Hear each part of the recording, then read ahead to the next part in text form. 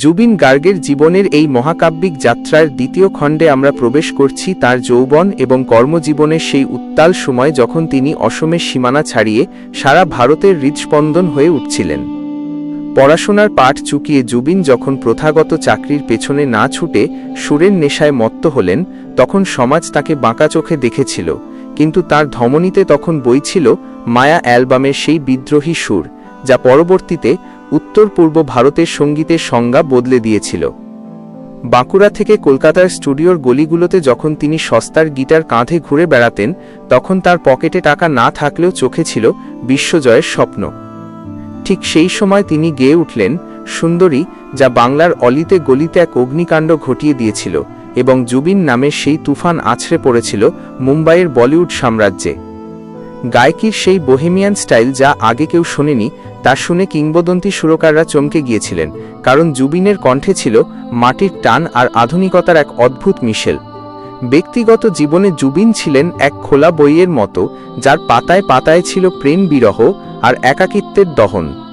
বিবাহিত জীবনে প্রবেশের পর তার সঙ্গীতে এক নতুন পরিপক্কতা আসে এবং তার স্ত্রী গরিমা সাইকিয়া গার্গ হয়ে ওঠেন তার জীবনের সবথেকে বড় অবলম্বন ও শক্তির উৎস। পর্দার পেছনে সেই মানুষটি না থাকলে হয়তো জুবিন তার পাগলামি আর সৃষ্টির নেশায় নিজেকে হারিয়ে ফেলতেন। কর্মজীবনের মধ্য গগনে যখন তিনি গ্যাংস্টার সিনেমার ইয়া আলী গেয়ে পুরো ভারতকে স্তব্ধ করে দিয়েছিলেন, তখনও তার মনের এক কোণে পড়েছিল সেই ছোটবেলার স্মৃতিগুলো। তিনি যখন গাইতেন অনামিকা, তখন তার সেই দরাজ গলা যেন লক্ষ লক্ষ প্রেমিকের না বলা যন্ত্রণার প্রতিচ্ছবি হয়ে উঠত।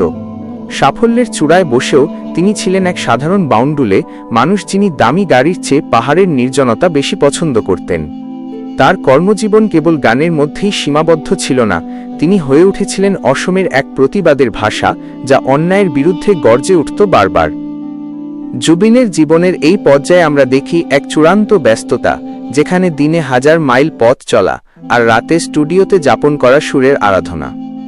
তার বাংলা গানের ভাণ্ডার এতই সমৃদ্ধ যে আজও যে কোনো উৎসবে তোমায় দেখলে মনে হয় ছাড়া পূর্ণতা পায় না। তিনি জানতেন কিভাবে শব্দের মায়াজালে মানুষকে আচ্ছন্ন করতে হয়, এবং সেই জাদুকাঠি দিয়েই তিনি জয় করেছিলেন কোটি মানুষের হৃদয়। এই দীর্ঘ যাত্রায় তিনি হারিয়েছেন অনেক কাছের মানুষকে, দেখেছেন বিশ্বাসঘাতকতা, কিন্তু তার গিটারের তারে কখনো মরচে ধরেনি। জুবিন গার্গ মানেই ছিল এক গতির নাম, এক ঝড়ের নাম যা থামতে জানত না। তার কর্মজীবনের প্রতিটি বাঁক ছিল রোমাঞ্চকর, যেখানে তিনি বারবার নিজেকে ভেঙেছেন আর নতুন করে গড়েছেন। জীবন যখন তাকে কঠিন পরীক্ষায় ফেলেছে, তিনি তখন সুরের ঢাল দিয়ে সেই আঘাত সয়ে নিয়েছেন এবং গেয়ে উঠেছেন মন মানে না মতো কালজয়ী গান।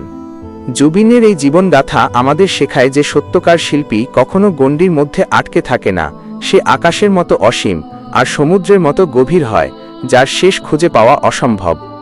অবিরাম এই পথ চলায় জুবিন গার্গ হয়ে উঠেছেন এক জীবন্ত কিংবদন্তি, যার কণ্ঠের প্রতিটি কম্পন শ্রোতাদের রক্তে এক উন্মাদনা সৃষ্টি করে। তার ব্যক্তিগত জীবনের ছোট ছোট সুখ দুঃখগুলো যখন তার গানে শব্দ হয়ে ঝরে পড়ে, তখন তা কেবল গান থাকে না, তা হয়ে ওঠে এক একটি দীর্ঘশ্বাস। কর্মজীবনের এই সাফল্যের পেছনে লুকিয়েছিল হাজারো বিনিদ্র রজনী আর কঠোর সাধনা, যা সাধারণ মানুষের চোখের আড়ালেই থেকে গিয়েছিল। তিনি যখন স্টেজে মাইক্রোফোন হাতে দাঁড়াতেন, তখন হাজার হাজার মানুষের চিৎকার ধামাচাপা পড়ে যেত তার সেই গম্ভীর অথচ মায়াবী কণ্ঠস্বরের নিচে। জুবিনের এই জয়যাত্রা চলবে আরও বহুদূর, যেখানে সুর আর মানুষ মিলেমিশে একাকার হয়ে যাবে এবং ইতিহাস সাক্ষী থাকবে এক অনন্য প্রতিভার, যার নাম জুবিন গার্গ। এডুভাইব স্টুডিওর এই বিশেষ নিবেদনের দ্বিতীয় খণ্ডটি আপনাদের কেমন লাগলো তা অবশ্যই আমাদের জানাবেন, কারণ আপনাদের প্রতিটি মতামত আমাদের কাছে অত্যন্ত মূল্যবান। জুবিন গার্গের জীবনের আরও গভীর এবং অজানা অধ্যায়গুলো নিয়ে আমরা আসছি পরবর্তী খণ্ডে, যা আপনাদের কল্পনাকেও হার মানাবে। যদি আমাদের এই কঠোর পরিশ্রম আর গবেষণামূলক কাজ আপনাদের ভালো লেগে থাকে, তবে ভিডিওটি শেয়ার করুন, যাতে অন্যরাও এই কিংবদন্তির জীবন সম্পর্কে জানতে পারে। আমাদের এই দীর্ঘ যাত্রায় আপনাদের সাথে পাওয়া আমাদের পরম পাওয়া, তাই চ্যানেলটি সাবস্ক্রাইব করে আমাদের উৎসাহিত করুন, যাতে আমরা আরও এমন তথ্য সমৃদ্ধ ভিডিও আপনাদের উপহার দিতে পারি। পরবর্তী অংশের জন্য অপেক্ষা করুন, কারণ জুবিন গার্গের জীবনের আসল রোমাঞ্চ এখনও বাকি আছে।